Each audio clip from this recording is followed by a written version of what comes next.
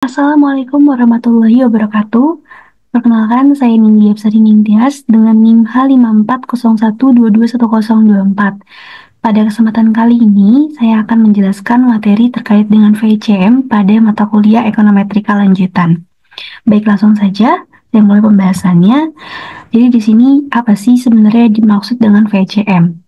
Jadi VCM ini adalah singkatan dari Vector Error Correction Model, yaitu model ekonometrika yang digunakan untuk menganalisis hubungan jangka pendek dan hubungan jangka panjang antar variabel time series yang tentunya saling memiliki hubungan kointegrasi atau hubungan jangka panjang.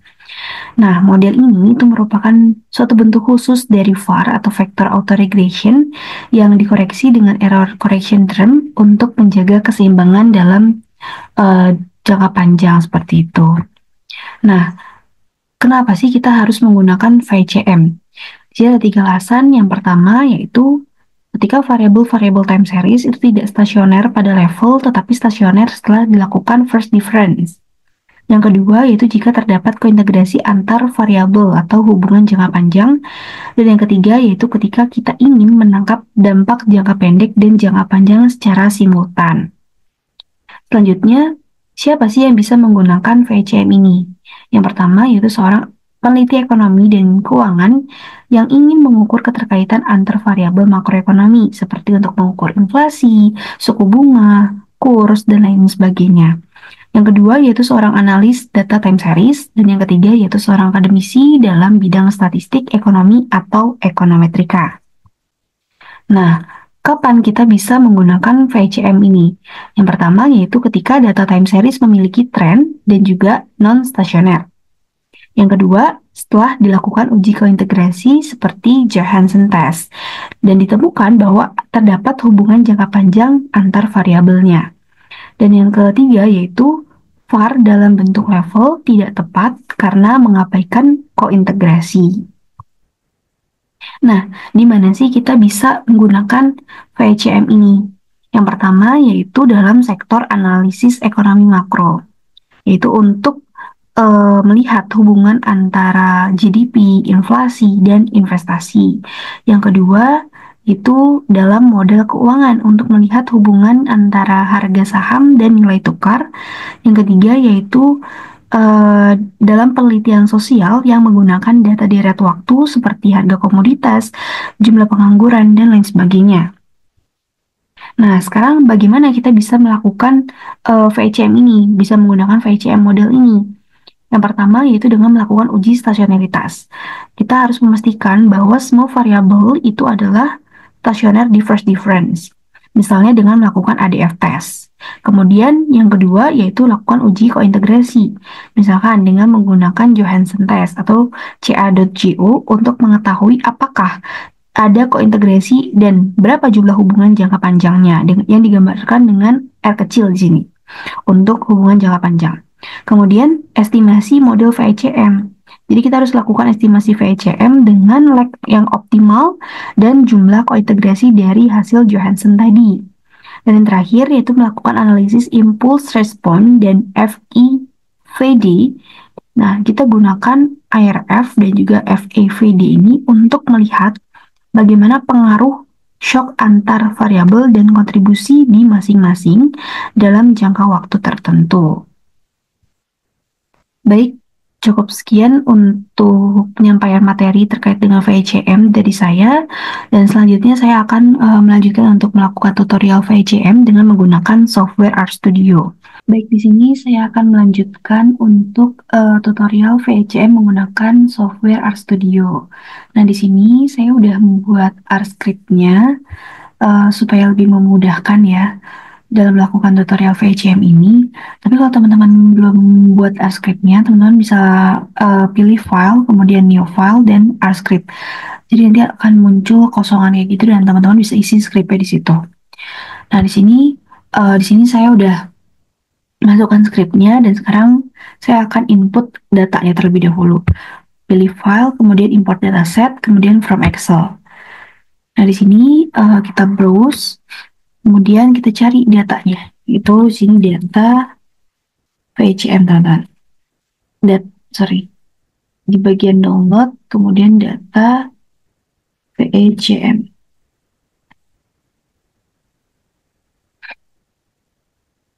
Kita cari dulu. Oke, data VCM fix. Nah ini. Soalnya kita open, sini kita rename jadi data. Selanjutnya kita import aja. Nah, oke, ini ya. Untuk kolomnya di sini ada 4, ada tahun, kuartal, HE atau harga emas, dan PE atau permintaan emas. Nah, di sini saya akan menghilangkan dua kolom ini, tahun dan juga kuartal. Jadi nanti yang tersisa hanya kolom HE dan juga PE-nya aja. Jadi di sini saya ketik TS data sama dengan data, buka kurung kotak, koma C, buka kurung min 1, koma min 2. Nah, langsung aja kita run. Nah, kita lihat di TS data. Nah, di sini udah hilang ya untuk dua kolom yang tadi. Selanjutnya, saya akan ketik lagi TS data sama dengan TS, buka kurung TS data, koma, start sama dengan C, buka kurung, tahun pertama dimasukkan data tadi, itu 2007, koma, 1, di sini dengan frekuensinya 4, karena kuartalan, jadi 4. Jadi di sini kita run aja dulu. Selanjutnya, kita lihat TS data. Kita run. Nah, oke, di sini sudah terlihat ya untuk datanya dan sudah terbaca juga oleh RStudio dan sudah menjadi data time series gitu teman-teman. Nah, sekarang kita akan install package di sini, pilih yang the series di sini. Selanjutnya pilih lagi yang Urca.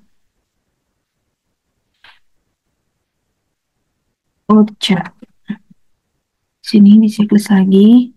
Selanjutnya kita pilih lagi yang Vars. Oke, selanjutnya kita pilih lagi yang ATSA.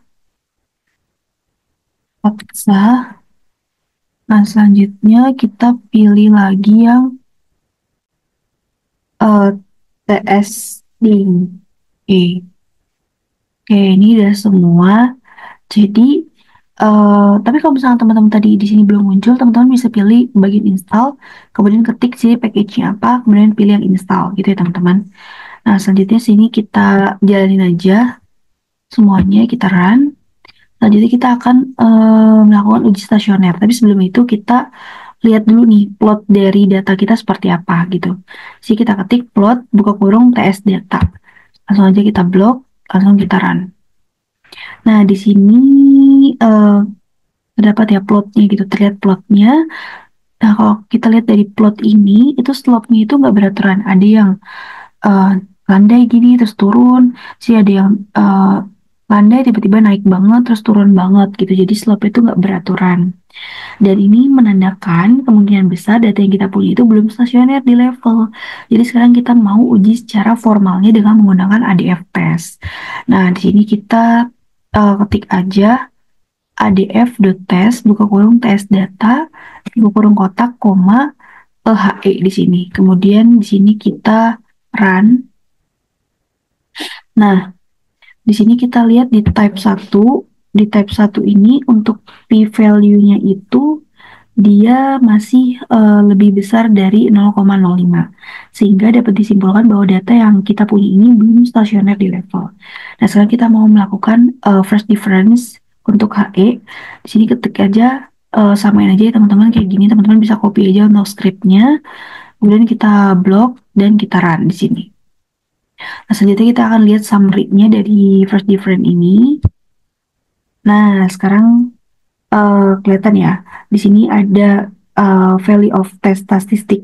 Itu di sini min 5 dan dia tuh nilainya lebih kecil dari critical value di 5%, yaitu di sini nilainya min 2 dan juga 4. Sehingga di sini menandakan dapat disimpulkan bahwa data yang kita miliki ini sudah stasioner di first difference. Nah, selanjutnya kita akan melakukan uji stasioner juga untuk PI gitu ya. Di sini sama persis kayak tadi, cuman tinggal di copy aja dan kita ganti dari HE jadi PE gitu ya. Langsung aja ini kita blok dan kita run. Nah, di sini kita lihat lagi di type 1-nya. Di sini p-value-nya itu ada beberapa yang dia sudah stasioner, ada beberapa yang belum. karena di sini ada yang masih lebih dari 0,05, sehingga perlu dilakukan first difference lagi teman-teman. Nah ini langsung copy aja sama kayak HE tadi, cuma diganti aja jadi PE, selanjutnya kita blok dan kita run. Nah selanjutnya kita lihat summary-nya di sini, kemudian kita run juga. Oke, di summary ini untuk value of test statistiknya itu dia min 7. Dia lebih kecil daripada nilai critical value di 5%, yaitu min 2 dan 4. Sehingga dapat disimpulkan bahwa data yang kita miliki ini sudah stasioner di first difference. Nah, sekarang kita akan menentukan lag optimumnya, yaitu dengan kita tuh ketik di sini var select buka kurung ts data, lag dot max sama dengan 10. Langsung aja kita run di sini. Oke. Di sini kita lihat ya. Untuk melihat lag optimum kita bisa lihat dari nilai AIC, HQ, SC, dan FPE. Di sini semuanya itu nilainya 1. Ya, jadi lag kita itu yang paling stabil nilainya adalah 1. Kemudian di sini kita ketik lagi var sama dengan var ts data, p sama dengan 1, type sama dengan const gitu ya. Langsung aja kita blok dan kita run. Oke, dan kita sekarang lihat summary dari var itu sendiri. Nah, oke. Di sini ternyata kita tuh ternyata di sini nggak perlu pakai var ya. Oke, karena harusnya pakai VHM aja. Jadi di sini harusnya nggak perlu pakai var. Jadi nanti teman-teman bisa skip aja untuk langkah yang tadi ya, yang barusan ini. Jadi teman-teman bisa skip step yang tadi. Nah, sekarang kita akan langsung aja cek ke stabilisasinya. Ketik roots dalam kurung var, langsung aja kita run. Nah, di sini teman-teman untuk nilai roots var-nya di sini dia semuanya nilainya kurang dari 1. Di sini nilainya 0,9 dan di sini 0,04. Sehingga dapat disimpulkan bahwa data yang kita miliki ini adalah data yang stabil. Nah, sekarang kita akan melakukan uji kointegrasi ya, teman-teman.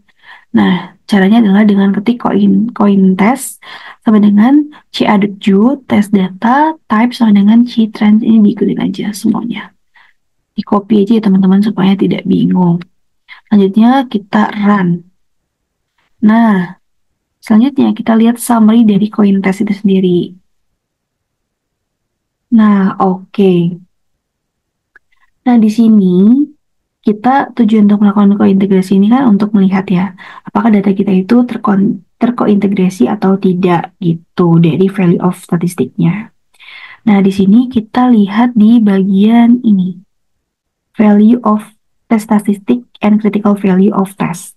Nah, di sini di bagian R sama dengan 0, itu nilai tesnya itu dia lebih besar daripada nilai critical value di 5%, sehingga setidaknya terdapat lebih dari 1 yang terkointegrasi. Sedangkan di bagian R kurang dari sama dengan 1, nilai tesnya itu lebih kecil daripada critical value di 5%, sehingga di sini terdapat 1 yang terkointegrasi. Sehingga dapat disimpulkan bahwa dalam data kita ini setidaknya terdapat lebih dari 2 yang terkointegrasi gitu teman-teman. Nah, sekarang kita akan melakukan estimasi VHM untuk melihat apakah stabil atau tidak data kita ini ketika terjadi shock atau guncangan atau ketidakseimbangan gitu ya. Caranya adalah ketik VHM underscore model kurang dari strip VHM buka kurung ts data, lag sama dengan 2 dengan R-nya 1 dan estimate sama dengan ML gini ya. Langsung aja kita run di sini. Nah, selanjutnya kita lihat summary-nya dari VHM model ini. Nah, oke. Nah, kita lihat ya di sini. Jadi kan di sini ada HE, ada PE ya. Di sini yang dapat bintang itu ada PE di sini jangka pendek dan HE di jangka panjangnya. Nah, jadi dapat disimpulkan bahwa di sini hanya HE yang terkoreksi secara signifikan terhadap deviasi jangka panjang karena ECT-nya itu signifikan. Nah, sedangkan di sini di PE itu dia tidak ada efek jangka panjang yang signifikan gitu di dalam si PE ini, si variabel PE ini. Sehingga model ini itu mendukung kointegrasi satu arah, yaitu perubahan jangka panjang dalam sistem yang hanya berdampak signifikan terhadap si variabel HE karena dia signifikan terhadap deviasi jangka panjang seperti itu. Nah, selanjutnya kita akan melakukan menggunakan uji Johansson di sini ya. Kita ketik aja Johansson sama kayak tadi, tandanya kurang dari strip CA.ju buka kurung TS data dengan type itu range, edge data itu const, dan juga K-nya sama dengan 3. Langsung aja kita blok di sini dan kita run. Nah, terus kita lihat summary-nya dari Johansson. Oke. Nah, di sini kita run juga yang bagian ini, ICM. Oke, teman-teman. Nah, sekarang kita lihat di sini di bagian atasnya ini. Oke, di sini ya. Di sini kita lihat di baris R sama dengan 0 itu nilainya adalah 21,77. Dia lebih besar daripada nilai critical value di 5%. Sehingga dia itu tolak H0, artinya ada hubungan jangka panjang di sini. Sedangkan untuk baris R kurang dari sama dengan 1, itu dia nilainya di sini tesnya 8,94. Itu kurang dari nilai di critical value yaitu 9,24. Sehingga kita tidak tolak H0. Artinya hanya satu hubungan jangka panjang. Sehingga kesimpulannya di sini terdapat satu hubungan jangka panjang antara variabel HE dan juga PE seperti itu. Nah, sekarang kita lihat di bagian sini teman-teman. Di sini ya, di wage ini. Jadi untuk HE di sini kan nilainya minus ya, minus 0,014. Dan dia nilai minus dan lumayan besar gitu teman-teman. Nah, karena dia negatif, artinya kalau ada gangguan atau penyimpangan dari hubungan jangka panjang, HE ini berusaha kembali ke posisi seimbang. Berbeda dengan PE, di sini dia nilainya 0,003, dia itu nilai positif tapi kecil sekali. Nah, dia itu kecil kan, dan hampir mendekati 0 gitu. Nah, artinya itu PE ini dia nggak banyak berubah untuk bisa menyesuaikan dengan keseimbangan ketika terjadi guncangan seperti itu. Jadi kesimpulannya adalah variabel HE ini dia akan ikut menyesuaikan hubungan jangka panjang, sedangkan PE itu tidak. Seperti itu teman-teman. Nah, selanjutnya kita akan cek untuk IRF-nya. Sini ketik aja sama seperti saya ketik ini. Teman-teman bisa ikutin aja, bisa copy aja, kemudian di run. Nah, selanjutnya kita akan lihat plotnya ya teman-teman dari IRF ini. Kita lihat plotnya. Oke, di sini terlihat ya bahwa HE di sini variabel HE itu dia ketika terdapat shock, ketika terjadi guncangan, dia itu langsung merespon dengan menunjukkan grafik yang turun. Tapi dia tetap stabil karena masih berada di dalam garis merah, masih berada dalam batas kritis ini gitu. Nah, berbeda dengan yang PE. Kalau PE pada saat terjadi shock atau guncangan itu dia tetap menunjukkan grafik atau garis yang stabil dari awal sampai akhir sehingga dia tidak merespon adanya guncangan atau shock itu. Nah, sekarang kita mau lihat nih variabel mana sih yang paling berpengaruh ketika terjadi suatu guncangan atau shock. Caranya yaitu dengan ketik ini FEVD underscore result tandanya kurang strip FEVD buka kurung FECM underscore var koma spasi n dot ahead sama dengan 10. Langsung aja kita run. Oke. Nah, selanjutnya kita akan lihat dari plotnya di sini. Nanti kita akan lihat dari plotnya. Oke. Kita ada error, teman-teman.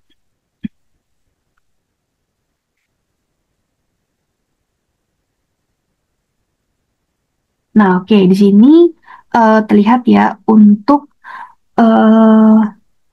grafik dari FEVD for HE dan juga for PE gitu ya. Jadi kalau kita lihat dari FEVD for HE ini, dia itu hampir secara keseluruhan di sini dia itu dipengaruhi oleh HE itu sendiri, ya kan warnanya itu gelap. Jadi semua ini karena semuanya warnanya gelap, jadi hampir semuanya itu dipengaruhi oleh variabel HI itu sendiri. Sedangkan untuk FEVD for PI di sini itu dia sebagian besar di sini ada hitam sedikit di sini ya. Sedangkan sini semua putih gitu. Ini ada HE sedikit di sini semuanya putih. Jadi untuk FEVD for PI ini dia itu sebagian besar masih dipengaruhi oleh PE dan hanya sebagian kecil yang dipengaruhi oleh HE di sini aja gitu. Jadi dia pengaruhnya sangat kecil, hanya dipengaruhi oleh HE itu sangat kecil hanya di sini aja. Tapi dia sebagian besarnya itu masih dipengaruhi oleh variabel PI itu sendiri. Baik, ini untuk grafik yang lebih jelas ya teman-teman untuk FFVD for HE dan juga for PE di sini. Jadi untuk yang warna abu gelap ini itu adalah variabel HE dan untuk yang abu yang putih, abu yang terang ini itu untuk variabel PE. Dan di sini terlihat jelas untuk FFVD for HE itu dia hampir secara keseluruhan itu masih dipengaruhi oleh HE itu sendiri. Sedangkan kalau di FFVD for PE di sini itu dia sebagian besar masih dipengaruhi oleh PE dan hanya sebagian kecil aja yang dipengaruhi oleh HE. Seperti itu, cukup sekian untuk penjelasan tutorial FECM dari saya. Kurang lebihnya mohon maaf. Wassalamualaikum warahmatullahi wabarakatuh.